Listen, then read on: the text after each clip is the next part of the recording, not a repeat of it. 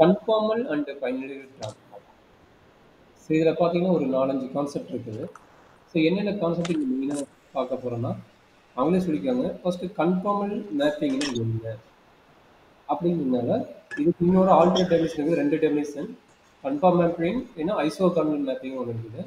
இது 2க்கும் உள்ள டிஃபரன்ஸ் என்ன? ஃபர்ஸ்ட்லேருந்தே அதான் நம்ம பார்க்குறோம். ஐசோகார்னல் மேப்பிங்னா என்ன? கன்ஃபார்மல் மேப்பிங்னா என்னன்னு பார்க்க போறோம்.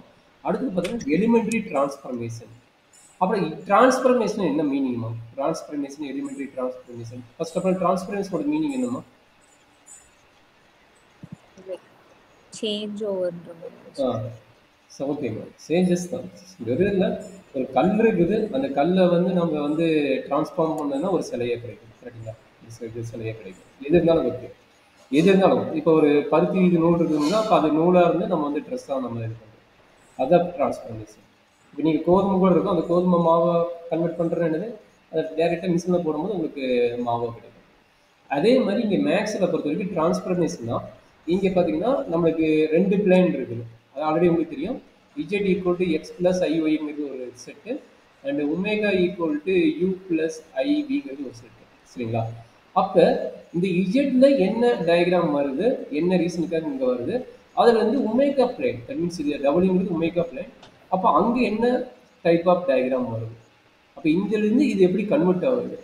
அப்படிங்கிற கேஸ் படிக்கிறது வந்து டிரான்ஸ்ஃபர்மேஷன். இந்த ஃபுல்லாவே இதுல இப்படிதான் இருக்கும்.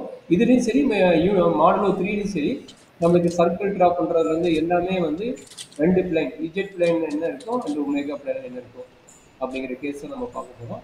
ஸோ ஆல்ரெடி நான் ஃபர்ஸ்ட் மாடலோட last part application of analytical ஃபங்க்ஷனையும் நான் சொல்லிக்கிறேன். எப்படி டயக்ராம் டிரா பண்றேன்னு. அதே ஐடியா தான் இங்க யூஸ் பண்ண போறாங்க. பட் அங்க ஒரு சிங்கிள் பிளேன் மட்டும் சொன்னேன். இங்க பார்க்கும்போது டபுள் பிளேன்ல என்ன நடக்குங்கிறத பத்தி நம்ம பார்க்க போறோம். ஸோ அதுக்கு தான் நம்ம என்னென்ன கேஸ் வருது? எலிமெண்டரி டிரான்ஸ்ஃபர்மேஷன்ல டிரான்ஸ்லேஷன் என்ன? மேனிஃபெக்ஷன் என்ன? ரொட்டேஷன் என்ன? இது 3 டைப். ஃபர்ஸ்ட் ஆஃப் ஆல் இது 3 எப்படி மாடல் இருக்க போகுது. ஸோ அதுக்கப்புறம் பார்த்தீங்கன்னா இன்வெர்ஷன். இன்வெர்ஷன் மேப்பிங்னா எப்படி இருக்க போகுதுன்னு சொல்லிட்டு, அதுக்கப்புறம் ரொம்ப இம்பார்ட்டன்ட் அண்ட் நிறைய கேசஸ் ஸ்டடீஸ் பார்த்தீங்கன்னா, இதே ஒரு பிக் கொஸ்டின்னு கேட்கலாம். 10 மார்க் கொஸ்டின் ரெண்டுமே சேர்த்து தனித்தனியாக கேட்கலாம். பவர் இஜெட்டோட டிரான்ஸ்ஃபர்மேஷன் எப்படி இருக்கும்? அண்ட் இஜெட் ஸ்கொயரோட டிரான்ஸ்ஃபர்மேஷன் எப்படி இருக்கும்? சரிங்களா? அது பார்த்தீங்கன்னா, அந்த இன்னைக்கு இல்லைன்னா நாளைக்குள்ள இந்த பாட்டு நான் முடிக்க போகிறேன். சரிங்களா?